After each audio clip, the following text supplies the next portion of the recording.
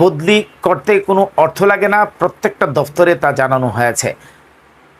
শিক্ষকরা বিভিন্নভাবে চেষ্টা করেও ব্যর্থ হওয়ার পর আদালতের দ্বারস্থ হয়েছে।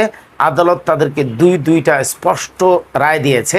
ইন্ডেক্সধারী সকল শিক্ষক কর্মচারী বদলি হতে কোনো বাধা নেই। এই রায়ের পরও সরকার বদলি বাস্তবায়ন করছে না।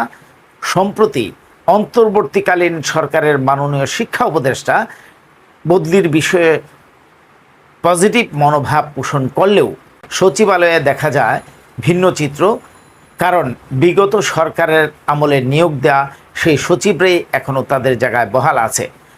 সুস্পষ্ট করে বলে দিয়েছি, যদি সরকার এই অনার্থিক বিষয়টা 22 তারিখের আগে মীমাংসা না করে, 22 তারিখের পরে আমরা আমরণ অনশনে যাচ্ছি শুধু বদলি প্রত্যাশা কামনা করে।